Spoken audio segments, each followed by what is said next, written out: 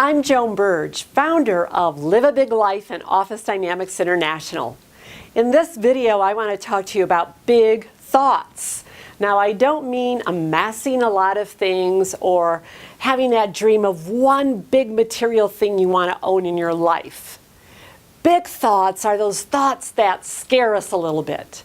They're those thoughts that we think are not achievable. That, oh, that's not for me. That is just for other people. I don't deserve that. And yet, inside of us, this thought does not go away. It's a burning thought. I lived most of my life in the Midwest. I was born in Cleveland, Ohio, and I lived in the Midwest for a long time. Well, in 2000, my husband Dave and I ventured out to Las Vegas. This was one of my big thoughts, one of my big dreams, and we made it a reality. And I still live in Las Vegas. Well, to be honest with you, I don't miss the snow and the cold and the grayness of winter that occurs in the Midwest. I love Las Vegas, except at Christmas and during the holiday, I do miss snow. And so for years, I had a big thought of renting a house in Brian Head, Utah. Brian Head is about 3 hours from Las Vegas, and it's beautiful. It's about 11,000 feet elevation. And I had that thought for years, and Dave and I never really took action on it. Finally, in 2013, I decided I was going to take action on my big thought. I was a widow for 3 years at that time, and I thought it was time to move on and really do this one thing that I had so vividly pictured in my mind.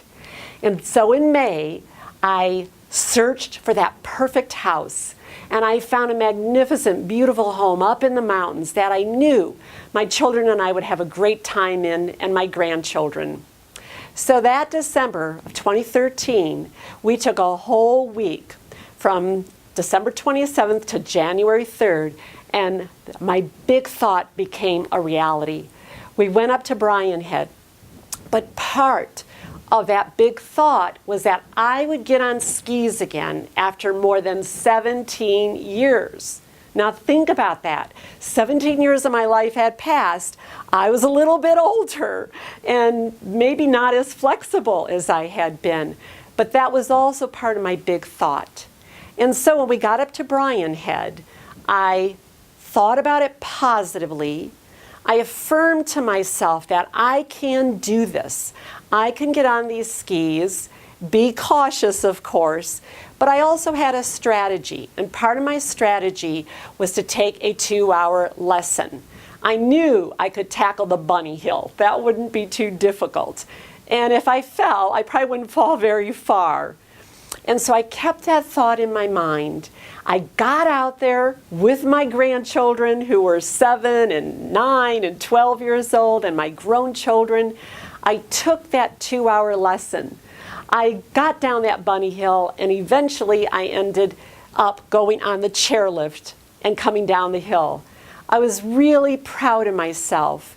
I thought, wow, this is amazing that I hadn't done this in so many years. This was a dream I had had, and I made it a reality. And I had a wonderful time with my family. Also, as a little side note, the following day, my children, my little grandchildren, wanted to go tubing.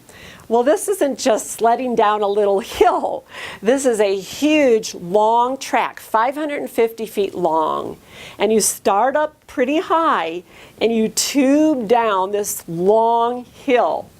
And so something kind of funny happened is the people who were working there never told us or told me that the different colored tubes represented the speed of the tube. And so we just grabbed tubes and we went up to the top of this hill.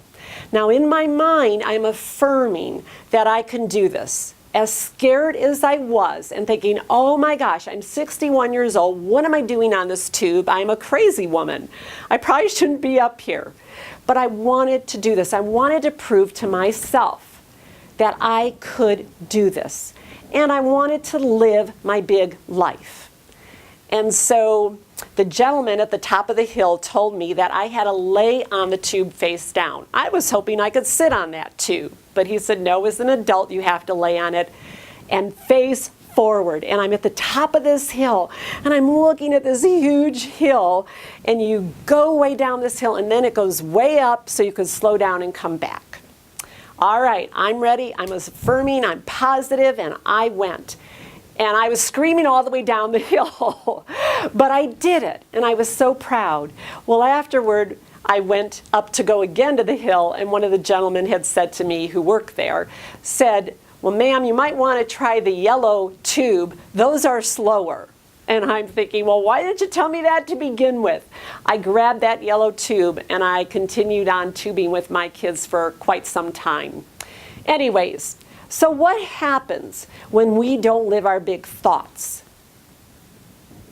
We feel unfulfilled. We might have resentment. We can be resentful of ourselves, or we could be resentful of others. In other words, when you're a parent and you don't live out your big thoughts or your dreams, you sometimes become resentful of your children and being a parent and the obligations that you have. And that's one thing my husband and I always did as we raised our children. We had big thoughts and we took action on those big thoughts. We also don't become all that we're destined to be. I know you are like me. You have big thoughts and you have big dreams, but the key is to put it into action, say positive affirmations, which I discussed in another video. I have a video on affirmations. You also have to have a strategy, meaning for my skiing example, I had a strategy. I just didn't go out there and wing it and then maybe hurt myself. My strategy was to take the lessons and then move on from that point. So you also want to have a strategy.